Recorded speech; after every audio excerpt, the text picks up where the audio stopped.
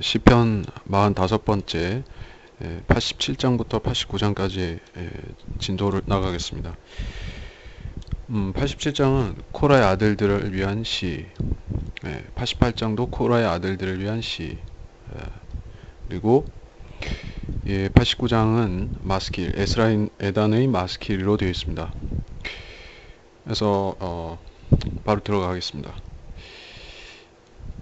87편은 7절로 짧은 본문이죠. 한 번에 읽고 끝낼 수 있겠습니다. 그의 기초가 거룩한 산들 가운데 있도다. 주께서는 야곱의 모든 처소보다도 시온의 문들을 더 사랑하시는도다. 오 하나님의 도성아, 너에 관하여 영광스러운 것들이 이야기되는도다. 셀라. 내가 나를 아는 자들에게 라합과 바빌론에 관하여 말하리라. 필리스티아와 투로와 에디오피아를 보라. 이 사람이 거기서 태어났도다.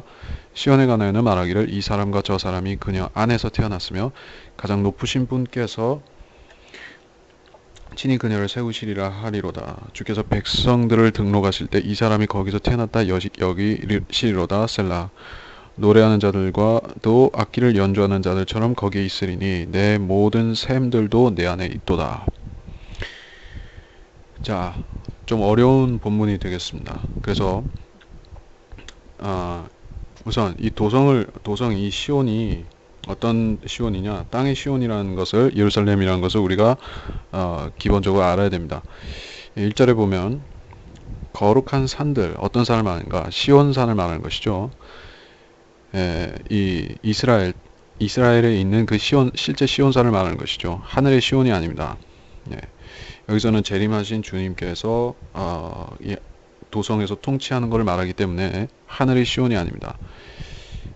그의 기초, 하나님의 기초가 그 산에 있다.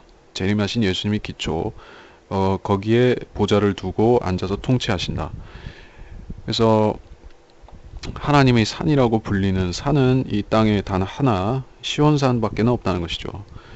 주님께서 이방의 다른 산들에 앉아서 통치하신 게 아니죠. 그때는 에베레스트라든지 알프스라든지 이런 산들이 더 이상 없을 것입니다. 실제로 시온산만 있을 것이에요. 더 낮은 산들은 있어도 시온산이 제일 높은 산이죠. 아주 엄청 높은 산이 될 것입니다. 그래서 여기서 통치하시는 것입니다.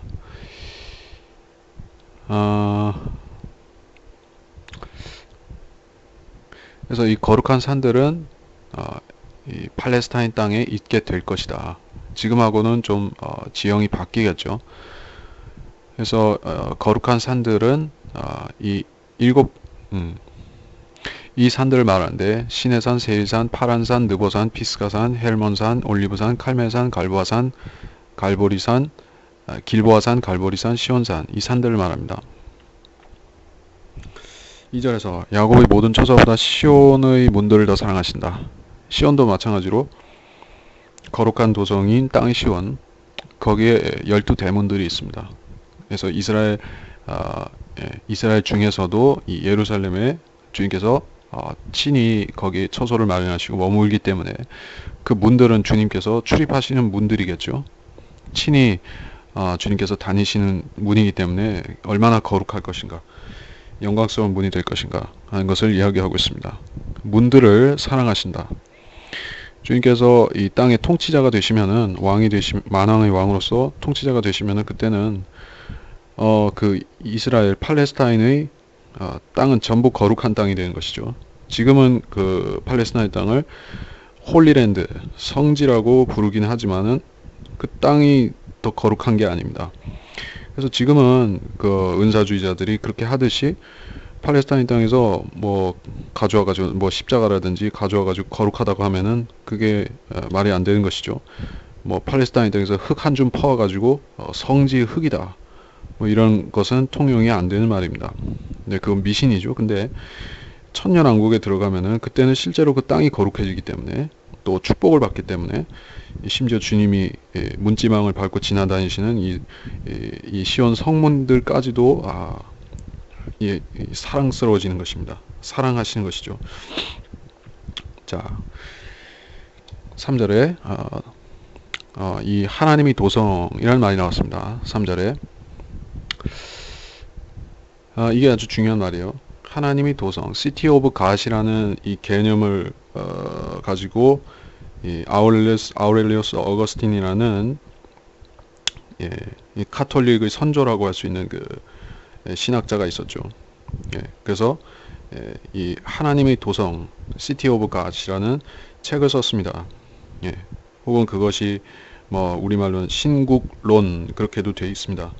이 책에 뭐가 있는가 하면은 거기서는 이제 하나님의 도성은 더 이상 시온이 아니다. 저 예루살렘 시온이 아니다. 이제는 홀리랜드, 홀리시티가 어디로 바뀌었느냐? 이 그 로마의 주교자가 있는 지금은 교황의 자리가 있는 곳이죠. 바티칸. 그 로마가 홀리랜드가 되었다. 그래서 이것이 거룩한 도성이다. 여기서 하나님이 이 교황을 통해서 세계를 다스리신다. 이 도시를 보라 하는 것이 바로 그 신국론이라는 책인 것이죠. 순 사기를 친 것이죠. 완전 사기를 친 것입니다. 근데 성경은 그렇게 말하지 않는다는 것이에요. 하나님이 도성아, 예루살렘을 말하는 것이죠. 너에 관하여 영광스러운 것들이 이야기되는도다. 영광스러운 것들. 이 천년왕국 때 거기에 다윗의 보좌에 앉아서 통치하시고 세상 왕국들을 통치하시는 영광스러운 일들을 그런 것들을 말하는 것입니다. 지금 그 도성은 이 왕국들을 통치합니까? 그렇지 않죠. 왕국들을 다스리는 도성은 지금 바티칸이라는 그 일곱 언덕 위의 그 로마 도성인데 그곳은 실제로 지금 세상 왕들을 불법적으로 다스리고 있죠. 마귀로부터 권세를 받아서. 그러면서 이 사탄의 창녀 교회인 카톨릭이죠. 그러니까 그 도성은 저주받은 도성입니다. 근데 예루살렘 도성은 천년왕국이 되면은 하나님께서 친히 통치하시는 그런 영광스러운 도성이 될 것입니다. 4절에서 이게 어려운 말이 나왔습니다. 이게 대체 무슨 뜻으로 이렇게 말씀하셨을까? 라합은 누구냐? 라합은 그런 이름을 가진 그 창녀가 있었죠.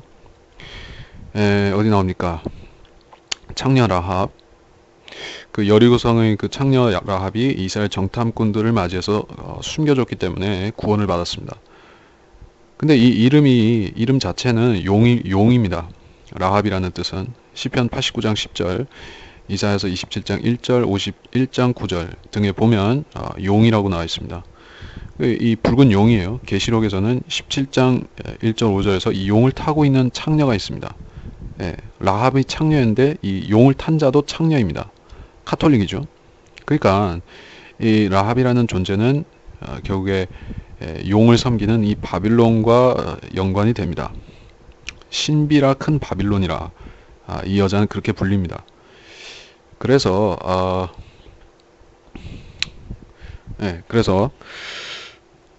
이 라합이 등장했다는 것이 이 뒤에 나오는 바빌론과도 연관이 되고 중요한 기호라는 뜻이에요. 사탄과 연관이 되죠. 그리고 필리스티아와 투로와 에디오피아는 왜 나왔을까? 여기서 태어난 자들은 유대인이 아니죠. 유대인 혈통이 아니죠. 그래서 시온에서 태어난 것이 아닙니다. 그 첫 번째 사람은 바빌론에서 태어났고 4절에서 이 필리스티아, 투로, 에디오피아는 마찬가지로 함족입니다. 바빌론도 함족이 지배하고 여기도 함족들이 지배합니다. 이 투로도 창녀라고 불린 적이 있습니다. 이사야서 23장 15절에 17절 창녀 투로. 그래서 전부 다 연관이 있죠. 저주받은 족속들, 저주받은 도성, 민족들. 그래서 이 시온에서 태어난 자와 이 저주받은 곳에서 태어난 자를 비교하고 있습니다. 왜 비교를 할까요?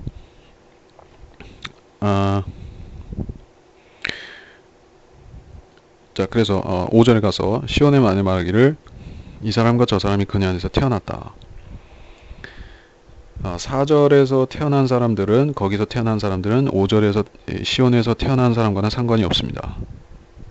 거기서 태어나지 않았어요. 6절에서 주께서 백성들을 등록하실 때 이 사람이 거기서 태어났다 여기시린다 셀라. 백성들을 등록하신다. 그래서 어떤 생명책에 기록된 성도들이 이름을 말하는 것입니다. 그래서 천년왕국에 그 구원받은 성도들이 여러 시대 성도들이 들어가서 살게 될 텐데 등록하시는 책이 무엇인가 하는 것은 그의 생명 구약 성도들이 들어가는 생명의 책 말라기서 3장 16절에 나오는 책입니다. 그래서 이 사람과 저 사람 얘기했는데 단수로서 말하고 있죠. 이 사람, 저 사람, 단수로 그냥 안에서 태어난 사람, 어떤 사람을 말하는 것이요. 개인이라고 하면은 이것은 사내아이, 요한계시록 12장 5절 13절에 등장하는 그 사내아이라는 그 예언적인 대상, 예레미야 애가 4장 20절에도 기름 부음 받은 이라 그렇게 나옵니다. 그래서 그런 어떤 특정한 부류의 사람들이나 성도들이나 혹은 성도를 의미할 것입니다. 우리는 정확히 알 수 없다는 것이에요. 7절에서 이 구절들을 마저 설명하자면 에디오피아 그리고 필리스티아, 투로와 관련해서 보면 적그리스도의 몸 안에는 함족의 피가 있죠. 함족의 피가 섞여 있습니다. 유대인이면서 함족 피가 섞여 있습니다. 그리고 이 바빌론과도 연관이 되어 있습니다. 그리고 창녀와 연관이 되어 있습니다. 카톨릭을 말하는 것이죠. 그리고 6절에서의 이 사람은 앞서 말했지만은 그 주의 기름 부음 받은 그 사람일 수가 있는 것이요. 이 사람과 저 사람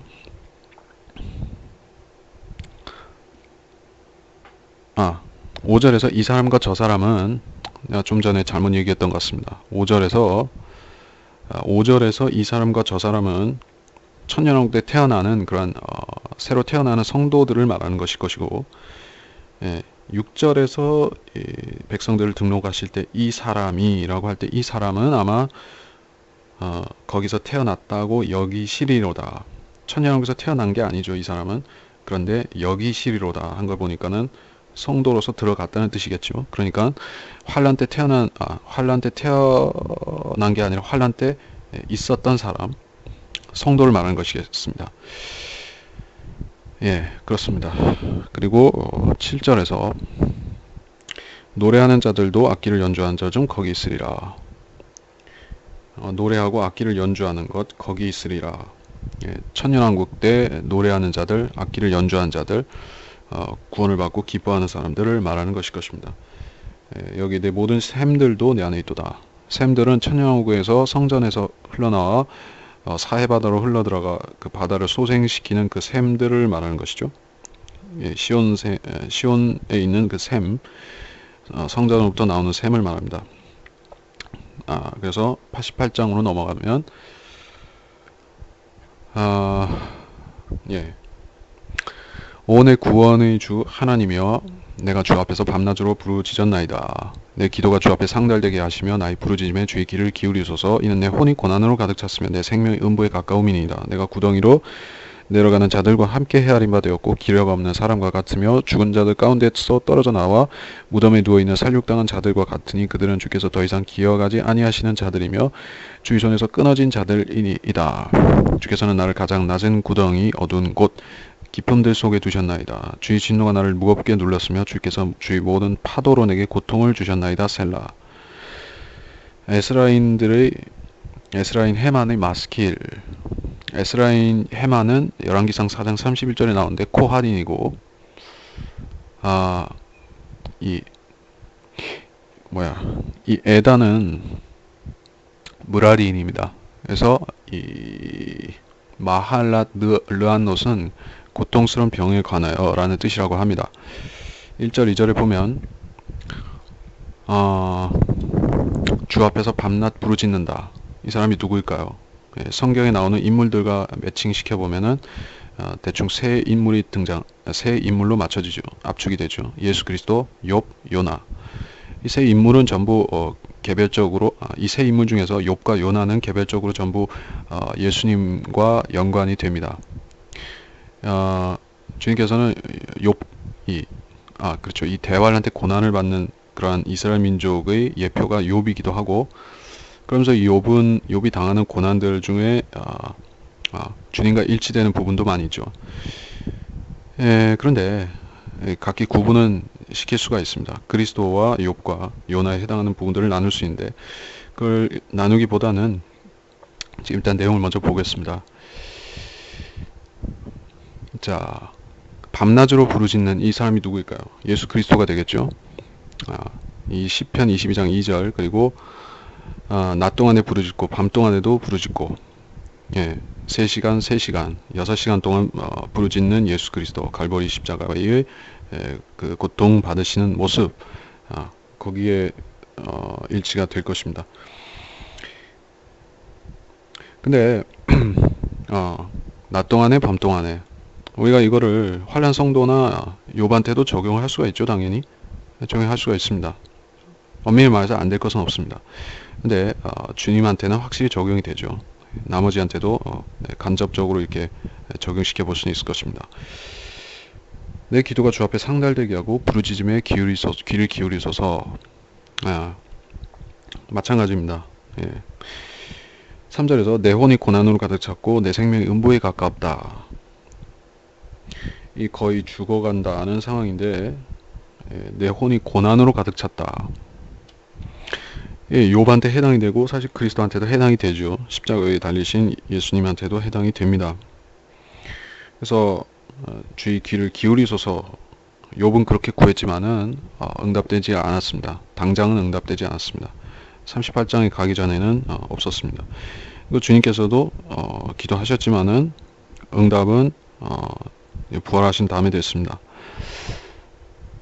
그리고 구덩이로 내려가는 자들과 함께 헤아린 바 되었고, 거의 죽었고 죽은 자들과 같이 되었습니다.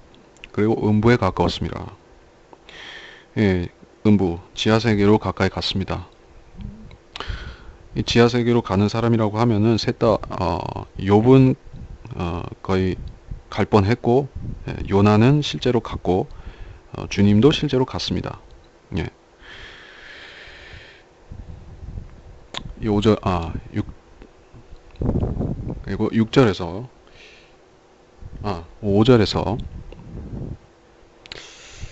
죽은 자들 가운데서 떠나나 무덤에 누워있는 살육당한 자들과 같다.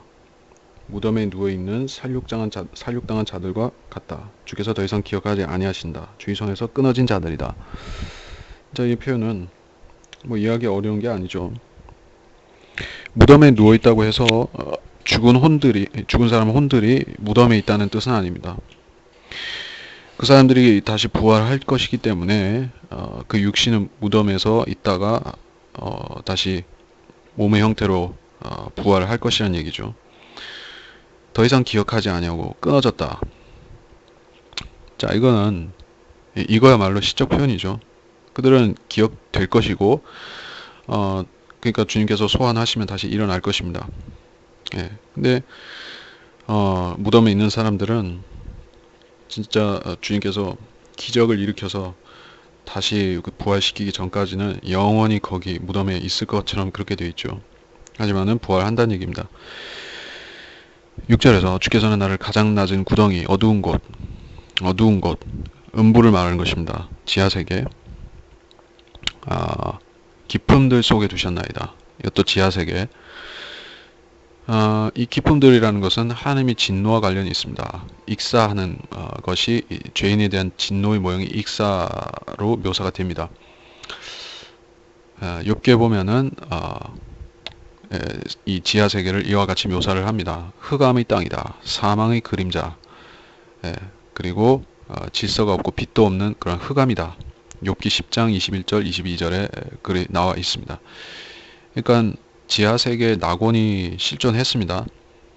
구약시대에 낙원이 있었어요.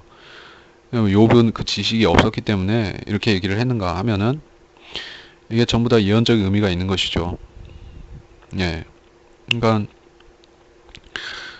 환난 성도의 고통인데, 고통이 극심하면은 사람이 거의 모든 희망을 잃어버리고, 환난 성도를 말하는 것이고, 욥도 그렇고, 그 상태에서는 지하세계로 가서 위안을 받고 그런 생각을 안 하는 것이죠. 우리는 이 성령을 통해서 오는 일들에 대한 모든 그 지식들을 다 받았죠.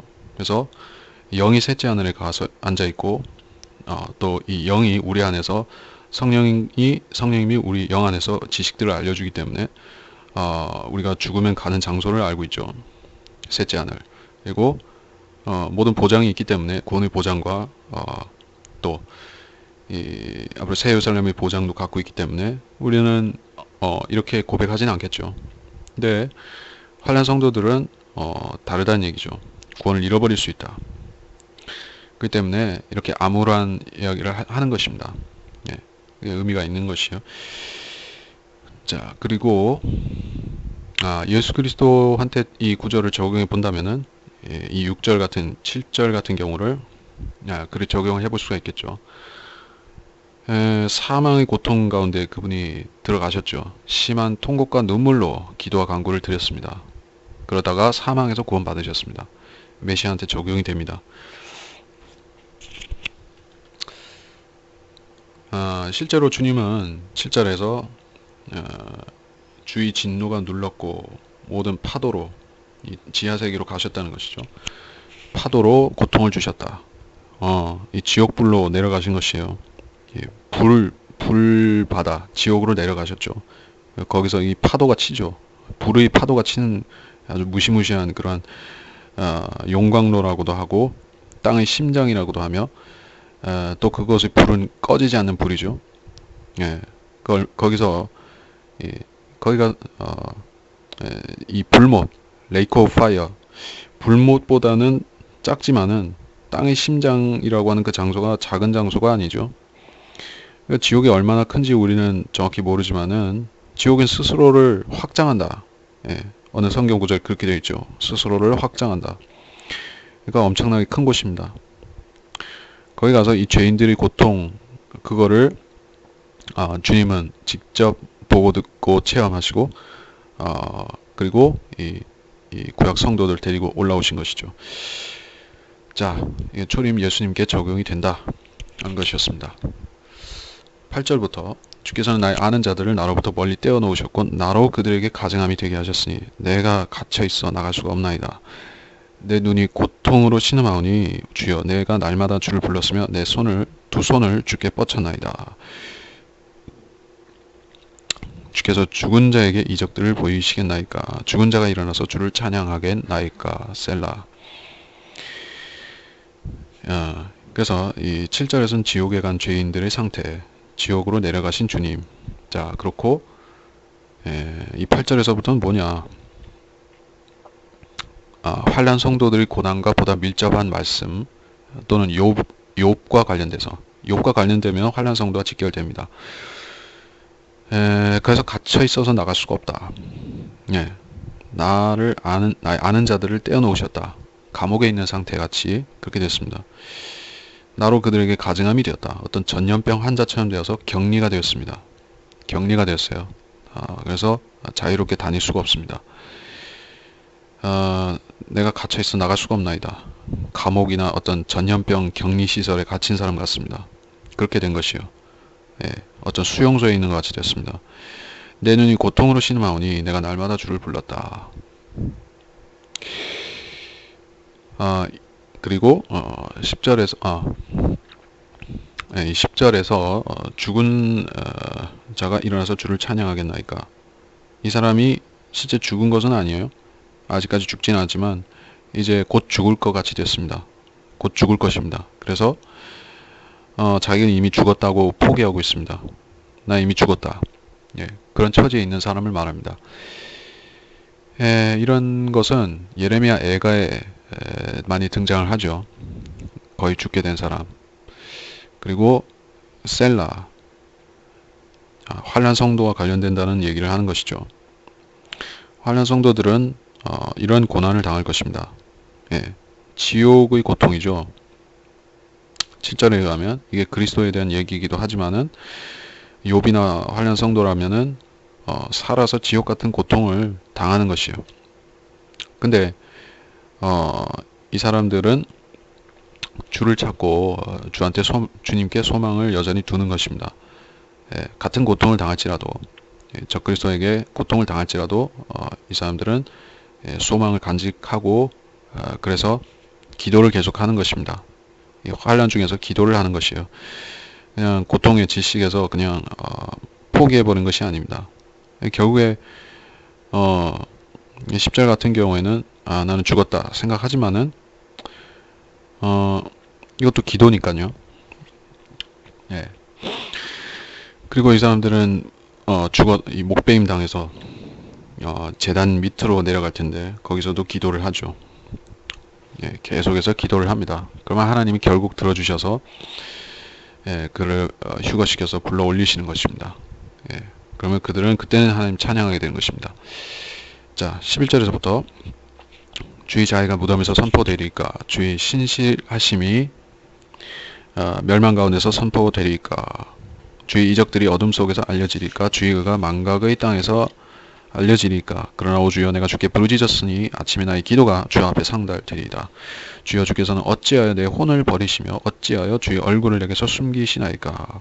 내가 어릴 때부터 고난을 당하여 거의 죽게 되었으니 주의 공포로 고통을 당할 때 혼란스럽나이다. 주의 맹렬한 진노가 나를 뒤덮었으며 주의 공포가 나를 끊었나이다.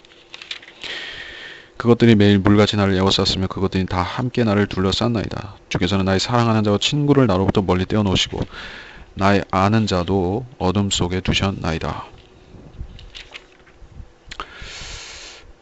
자, 주의 자애가 무덤에서 선포되리까. 이거는 5가지 요청사항이다 이렇게 요약을 했습니다. 죽은 사람은 하나님이 자비하심에 대해 말할 수 없다. 죽은 사람은 하나님이 신실하심에 대해 말할 수 없다. 어둠 속에 있는 사람은 하나님께서 하시는 일을 알 수 없다. 무덤 속에 있는 사람은 하나님의 의에 대해서 알 수 없다. 하나님께서는 왜 내 혼을 버리시고 주의 얼굴을 내게서 숨기시는가? 이것을 묻고 있습니다. 그래서 환난 성도들의 기도 그대로입니다. 그리고 16, 17절은 무엇인가? 주의 맹렬한 진노, 주의 공포. 자, 이것은 땅의 심장으로 내려가신 주님의 그 경험하신 것들을 묘사하는 것이다. 예, 그렇죠. 이걸 영적으로 적용하기보단 실제로 사건으로 적용하자면은 주님은 지옥에 가셔서 실제로 다 그거를 혼으로 가셔가지고 다 본 것이죠. 그러면 이게 직접적인 묘사가 되는 것입니다. 물같이 에워싼다 하는 것도 실제 묘사이고 그것들이 나를 둘러쌌다. 지옥에 있는 그 두려운 많은 것들이 두려운 풍경들이 에워쌌다. 그걸 말하는 것이죠.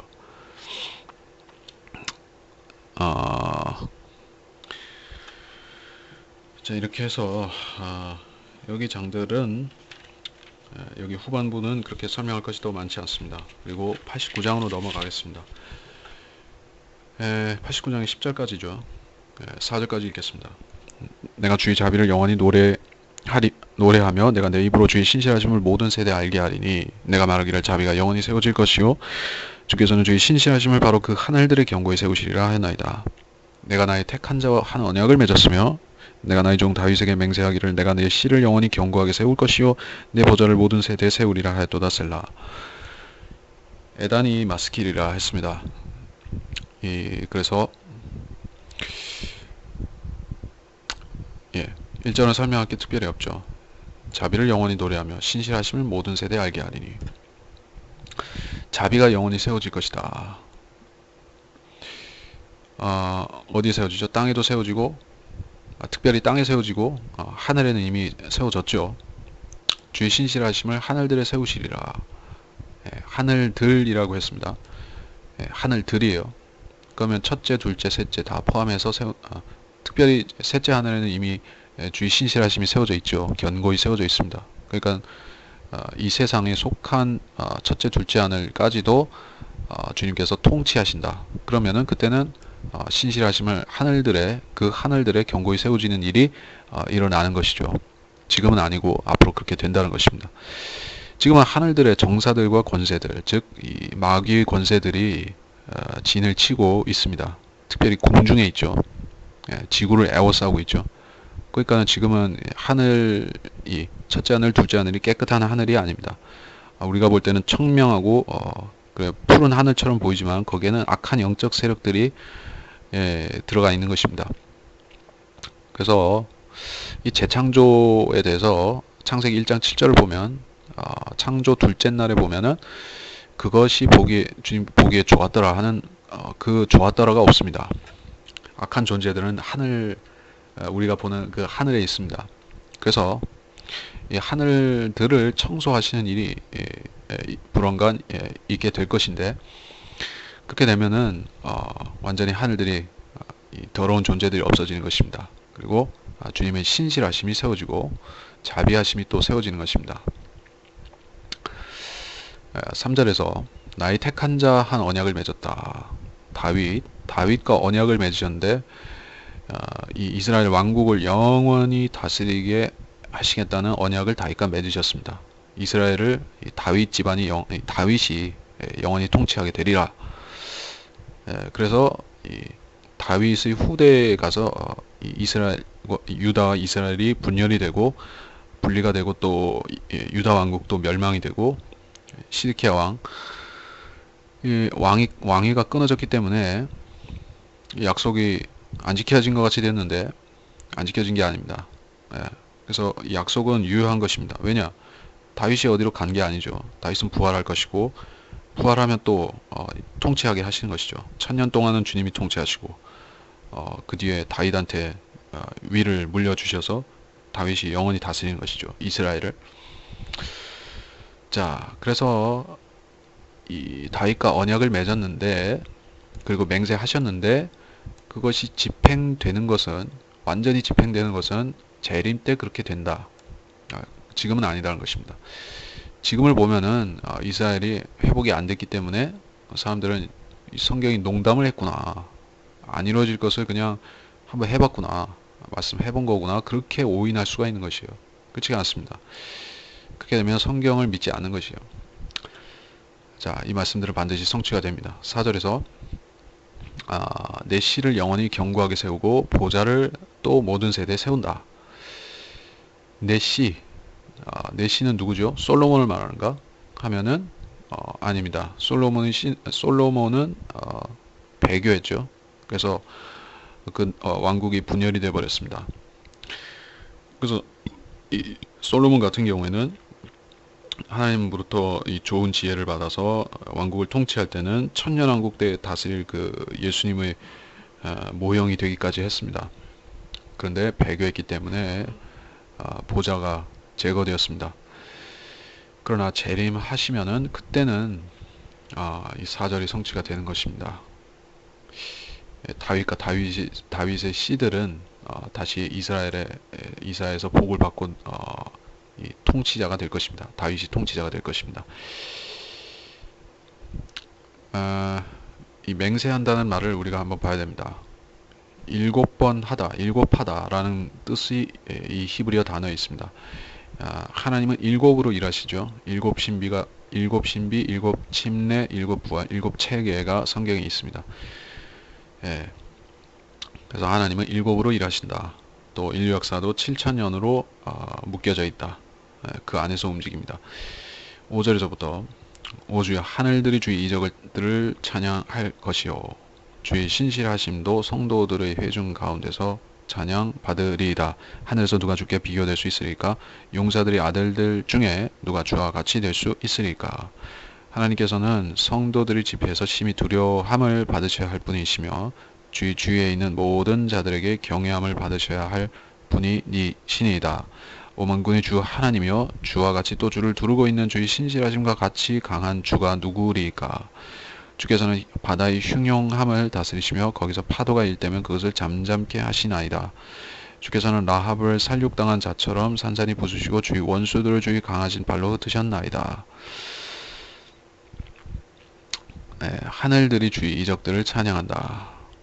하늘들이 새로 단장이 된다. 하늘들이 새롭게 된다. 하늘들에 나타나는 주의 이적이 뭐가 있을까요?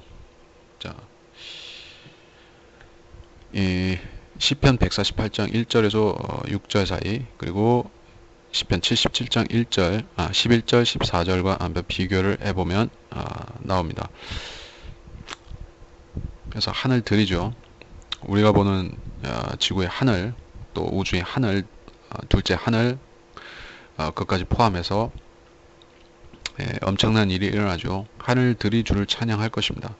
어, 하늘들이 어떤 피조 입을 열어서 그 사람처럼 주님을 찬양하죠. 이 별들은 주파수를 갖고 있습니다. 공진을 하죠. 그래서 어떤 사람이 귀로는 안 들리는 어떤 음파를 내는데, 그러면 이 별들이 주님을 찬양하고 있는 것입니다. 지금도 그런데 앞으로 천년왕국이 되고 그 후에는 이 별들이 실제로 이 천사들처럼 이렇게 찬송하는 것입니다. 성도들의 회중 가운데서, 여기서 성도들은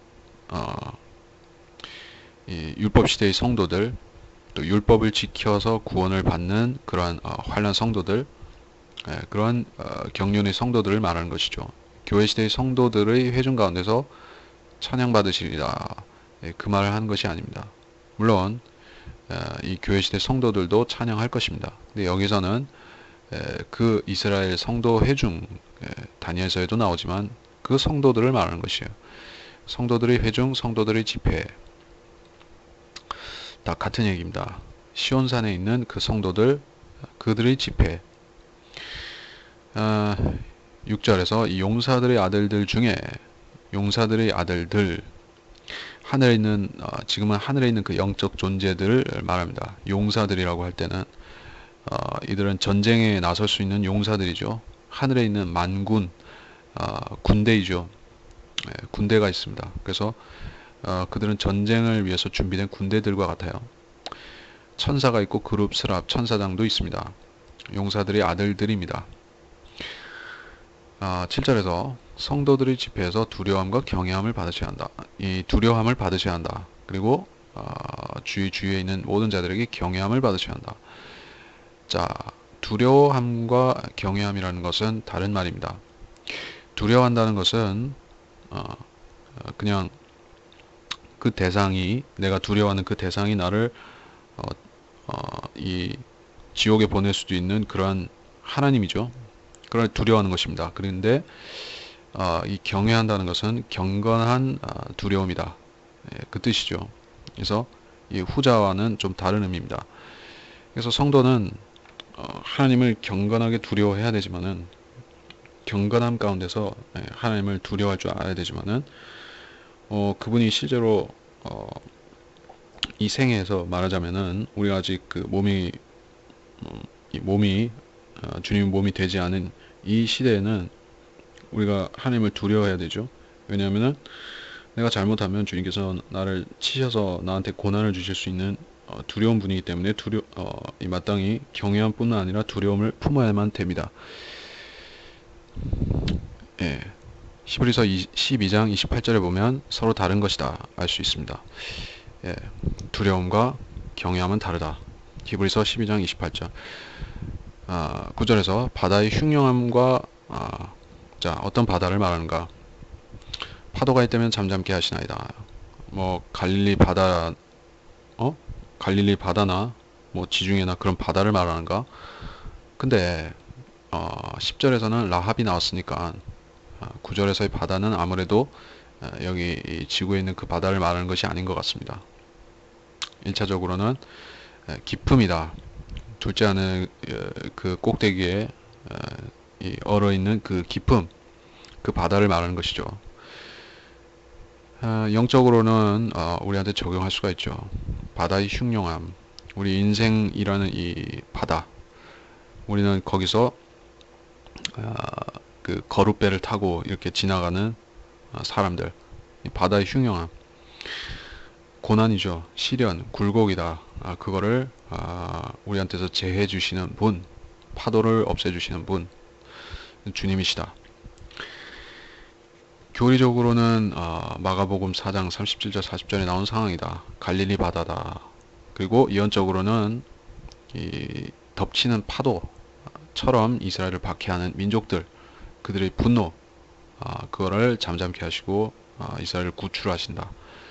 대환란 끝에 오시는 것에 대한 예언이다. 다양하게 적용할 수가 있습니다. 그리고 10절에서 이 라합이 또 앞장에서도 나왔지만 또 나왔는데, 이것은 9절과 연관해서 보자면은 이 용은 물속에 있다는 뜻입니다. 바다에 사는 용이죠. 그리고 이 용은 주님의 칼에 의해서 살해당합니다. 주님의 칼, 예수 그리스도의 칼에 이 머리가 상하는 것이죠. 머리가 여럿인 용이니까는 그 중에 이 머리가 하나씩 잘리는 것이죠. 그리고 그러니까 라합은 이집트를 말한다. 이런 주장을 합니다. 뭐 어떤 주석가들이. 그렇게 되면 이게 상징이 되는데, 이 라합을 파라오다, 이집트다 하게 되면은 상징이 됩니다. 그래서 물론 그렇게 된다 해도 이 파라오 자체가 적그리스도를 예표하는 존재이기 때문에, 이 모세를 대적한 그 파라오가 그렇기 때문에 결국에는 이 적그리스도를 무찌르는 것과 연관이 될 수밖에 없죠. 출애굽 때 이집트가 그 이스라엘 박해하는 그 적그리스도 왕국의 예표였던 것과 마찬가지로 재림 때도 주님께서 이 라합을 부수시고, 라합의 머리 중 하나를 부수시고 그 라합과 함께 이스라엘 박해하는 그 적그리스도의 열 왕국들, 그 백성들을 치실 것입니다. 주의 강하신 팔. 자, 예수 그리스도를 말하는 것이죠. 주의 팔, 하나님의 팔은 무조건 예수 그리스도입니다. 주님께서 오셔가지고 직접 이 전쟁을 진두지휘해서 무찌르신다는 얘기죠. 그래서 일단 10절까지를 끝을 냈습니다.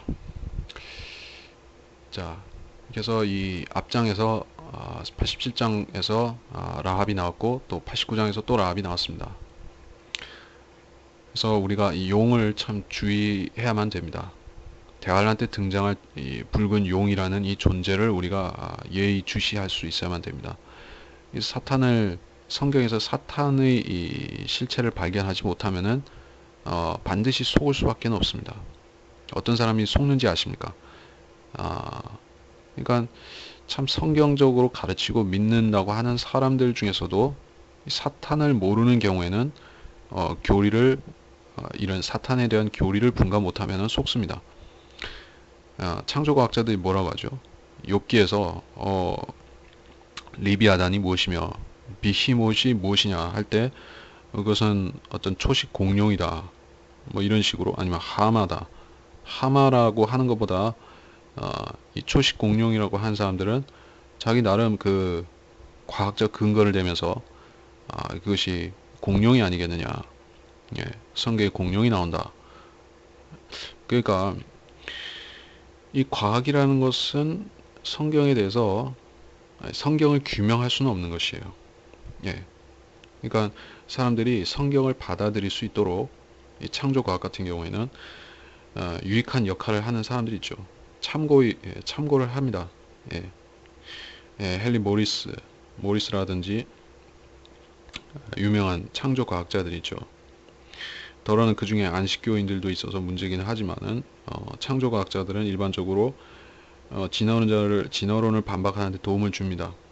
근데 우리가 확실히 알아야 되는 것은 이 성경은 1차적으로 우리가 과학적 지식을 얻기 위해서 공부하는 것이 아니라 우리가 앞으로 있을 일들, 예언을 알기 위해서 1차적으로 공부를 하는 것이에요. 그래서 이 예언을 망친다고 하면은 우리가 그거를 받아들여서는 안 됩니다. 공룡으로 그렇게 해석해서는 안 된다는 뜻이에요. 자, 그리고 88장은 앞에 시편들을 공부할 때 많이 나왔던 얘기입니다. 앞서간 성도들, 욥과 요나와 또 그리고 주님 자신에 대해서 이렇게 비교하면서 어떤 부분에서는 영적인 교훈을 주며 어떤 부분에서는 환난 성도의 모습, 여실하게 그 모습 자체를 보여주기도 하며 그러한 본문입니다. 영적으로 적용할 수 있는 여지도 충분히 있습니다. 고난당한 사람은 누구나 자신의 처지를 여기 대입해서 하나님께 구할 수가 있는 간구할 수가 있는 것입니다. 자, 이렇게 해서 이번 시간을 마무리하겠습니다.